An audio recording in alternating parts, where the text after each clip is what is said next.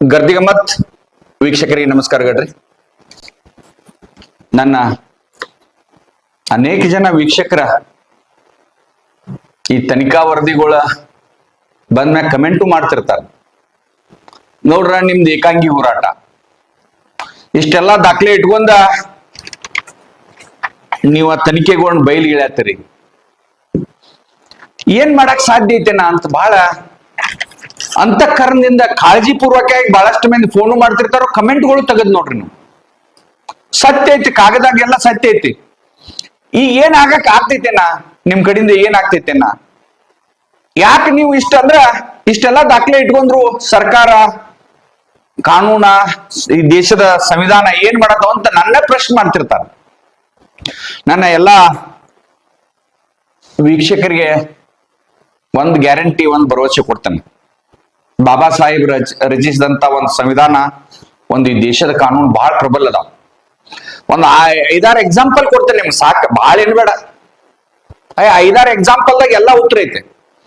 ಯಾಕಂದ್ರ ಈ ಮಣ್ಣನ್ನ ಲೂಟಿ ಮಾಡಿದವ್ರ, ಸರ್ಕಾರಿ ಜಮೀನ್ ಲೂಟಿ ಮಾಡಿದವ್ರ, ಅರಣ್ಯ ಇಲಾಖೆ ಜಮೀನುಗಳು ಲೂಟಿ ಮಾಡಿದವ್ರ, ಒಟ್ಟಾರೆ ಈ ನಮ್ಮ ಪ್ರಕೃತಿಯನ್ನ ಯಾರು ಲೂಟಿ ಮಾಡಿದಾರಲ್ಲ ಅವ್ರನ್ನ ಇವತ್ತು ನಮ್ಮ ದೇಶದ ಸಂವಿಧಾನ ಮತ್ತು ಕಾನೂನು ಬಿಟ್ಟೇ ಇಲ್ಲ. ಉದಾಹರಣೆ ಕೊಟ್ಕೋತ ಹೋಗ್ತೇನೆ. ಆದ್ರೆ ಪ್ರಭಾವಿಗಳು ಇರೋದ್ರಿಂದ ಸ್ವಲ್ಪ ಡಿಲೇ ಆಗ್ಬಹುದು. ಒಂದಿಟ್ಟು ಕಾನೂನ ಹಿಂದ ಮಾಡುದು, ಏನೋ ಮುಂದ ಮಾಡುದು, ಏನೋ ಮಾಡಿರ್ಬಹುದು. ಆದ್ರೆ ಈ ದೇಶದಾಗ 50-60 ವರ್ಷ ಈ ದೇಶನ ಆಳಿದಂತ ಇಂದಿರಾ ಗಾಂಧಿ ಕುಟುಂಬ, ನೆಹರೂದಿಂದ ಗಾಂಧಿ ಕುಟುಂಬ ಇವತ್ತಿಗೂ ಒಂದು ಹೆರಾಲ್ಡ್ ಪ್ರಕರಣದಾಗ ಸುಪ್ರೀಂ ಕೋರ್ಟ್, ಹೈಕೋರ್ಟ್ಗಳಿಗೆ ಇನ್ನೂ ಅಡ್ಡಾಡತೈತಿ. ಗಾಂಧಿ ಕುಟುಂಬ ರಾಜೀವ್ ಗಾಂಧಿ ಅವ್ರು ಮಾಡಿದಾಗ ಇವತ್ತಿಗೂ ನೋಡ್ರಿ ನೀವು, ಸೋನಿಯಾ ಗಾಂಧಿಗೆ, ರಾಹುಲ್ ಗಾಂಧಿಗೆ, ಪ್ರಿಯಾಂಕಾ ವಾದ್ರಾಗ ಇವತ್ತು ಕೋರ್ಟ ಕಚೇರಿ ಆ ಒಂದು ಹೆರಾಲ್ಡ್ ಪ್ರಕರಣದಾಗ ಇವತ್ತಿಗೂ ಅಡ್ಡಾಡತ್ತಾರ. ಅವರು ಪ್ರಧಾನ ಮಂತ್ರಿ ಇದ್ದವ್ರ. ಆ ನಂತರ ಇವತ್ತ ಪ್ರಿಯಾಂಕಾ ಗಾಂಧಿ ಅವ್ರ ಗಂಡ ವಾದ್ರಾ ಹರಿಯಾಣ ಮತ್ತು ಚಂಡೀಗಢದಾಗ ಅತಿ ಕಡಿಮೆ ಬೆಲೆಗೆ ರೇಟ್ದಾಗ ಜಮೀನುಗಳು ತಗೊಂಡಾನಂತೇಳಿ ಇವತ್ತಿಗೂ ಅವರು ಕೋರ್ಟ ಕಚೇರಿ ಅಡ್ಡಾಡ್ತಾರ. ವಾದ್ರಾ ಅವರು ಕಡಿಮೆ ರೇಟಿಗೆ ತಗೊಂಡಾರ ಅಂತೇಳಿ. ಇವು 15-20 ವರ್ಷದ ಹಿಂದಿಂದ, ಇದು ಹೆರಾಲ್ಡ್ ಅಂಗೆ ಇದು 25-30 ವರ್ಷದ ಹಿಂದಿನ ಪ್ರಕರಣ. ಇವತ್ತಿಗೂ ಒಮ್ಮೆ ಜೀವಂತ ಆದ್ವು ಅಂದ್ರ, ಜೀವಂತ ಆಗಕ್ ಒಂದಿಟ್ಟು ಪ್ರಭಾವಿಗಳು ಇರೋದ್ರಿಂದ ಒಂದಿಟ್ಟು ಸಮಸ್ಯೆ ಆಗ್ತಿರ್ತೈತಿ. ಆನಂತರ ತಮಗ್ ಗೊತ್ತಿರ್ಬೋದು, ಇವತ್ತ ಹಾಲಿ ಮುಖ್ಯಮಂತ್ರಿ, 2 ಬಾರಿ ಮುಖ್ಯಮಂತ್ರಿ ಆದವ್ರು, 16-17 ಬಜೆಟ್ ಮಂಡನೆ ಮಾಡಿದಂತ ಸಿದ್ದರಾಮಯ್ಯನವರು ಮೊನ್ನೆ ರಾಜೀನಾಮೆ ಕೊಡುವಂತ ಒಂದು ಪ್ರಸಂಗ ಬಂತು. 20-25 ವರ್ಷದ ಹಿಂದ ಮೂಡಾದಾಗ ಅವ್ರ ಮಿಸಸ್ ಹೆಸರ್ಲಿ ಸೈಟ್ ತಗೊಂಡಿದ್ದ, 14 ಸೈಟ್ ಅಂತ ತಗೊಂಡಿದ್ರು. ಅದಕ್ಕೆ ರಾಜೀನಾಮೆಗೆ ಹೊಳ್ಳಿ ಕೊಟ್ರ ಅವ್ರ ಅದನ್ನ. ಅಂದ್ರೆ ದಾಖಲೆಗಳು ನೀವು ತಿದ್ದಕ್ ಆಗುದಿಲ್ಲ, ತಿದ್ದುಪಡಿ ಮಾಡಕ್ ಆಗುದಿಲ್ಲ, ಸಿಕ್ತದ ದಾಖಲೆ. ಇವತ್ತು ಅವ್ರ ಪ್ರಭಾವಿ ಆದ್ರೂ ಅವರ ಮುಖ್ಯಮಂತ್ರಿ ಹೊಳ್ಳಿ ಕೊಡ್ತೇನೆ ಅಂತ ಹೇಳಿದ್ರು. ಇನ್ನು ಇವತ್ತಿಗೂ ಕೋರ್ಟ ಕಚೇರಿ, ಲೋಕಾಯುಕ್ತ ಯಾವ್ಯಾವ ನಡೆದಾವ್ ತನಿಖೆ. ಮುಖ್ಯಮಂತ್ರಿ ಇದ್ರು ಈ ದೇಶದ ಸಂವಿಧಾನ ಕಾನೂನ ಯಾರನ್ನೂ ಬಿಡುದಿಲ್ಲ. ಇವತ್ತ ಇದು ಹಾಲಿ ಇನ್ನ ಮರ್ತಿಲ್ ನೀವು ಮಂದಿದ ಇವನ್ 6-8 ತಿಂಗಳು, 1 ವರ್ಷದೊಳಗಿನ ಸುದ್ದಿ ಹೇಳತ್ತೇನೆ ನಿಮ್ ನೋಡತ್. ಆನಂತರ ಮಾಜಿ ಮುಖ್ಯಮಂತ್ರಿ ಕುಮಾರಸ್ವಾಮಿ ಅವ್ರ ತಂದೆ ಅವ್ರ ಪ್ರಧಾನ ಮಂತ್ರಿ ಆದವ್ರ ದೇವೇಗೌಡರು, ಅವರು ಬಿಡದಿ ಒಳಗ ಒಂದು ಕೆರಿ ಆಕ್ರಮಣ, ಸರ್ಕಾರಿ ಜಾಗ ಆಕ್ರಮಣ ಮಾಡಿದ್ನ ಮನೆ ತೆರವುಗೊಳಿಸಿ ಸರ್ಕಾರ. ಅವರು ಮುಖ್ಯಮಂತ್ರಿ, ಕಾಗದ ಪತ್ರ ಇದ್ದಾಗ ಸ್ವಲ್ಪ ಲೇಟ್ ಆಗ್ಬೋದು, ಡಿಲೇ ಆಗ್ಬೋದು.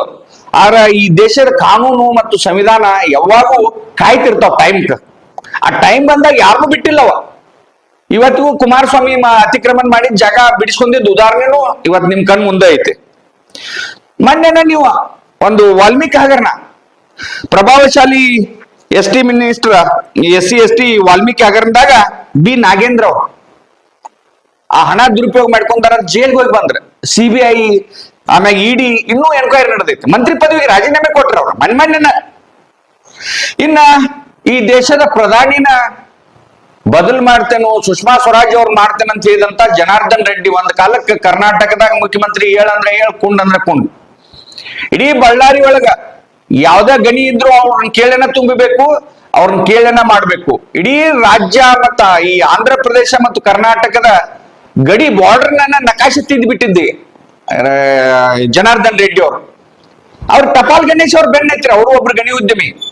ಅವ್ರ ಪರಿಸ್ಥಿತಿ ಏನಾಯ್ತು, ಇವತ್ತಿಗೆ ಬಳ್ಳಾರಿಗೆ ಹೋಗದಂತ ಪರಿಸ್ಥಿತಿ ಇತ್ತು.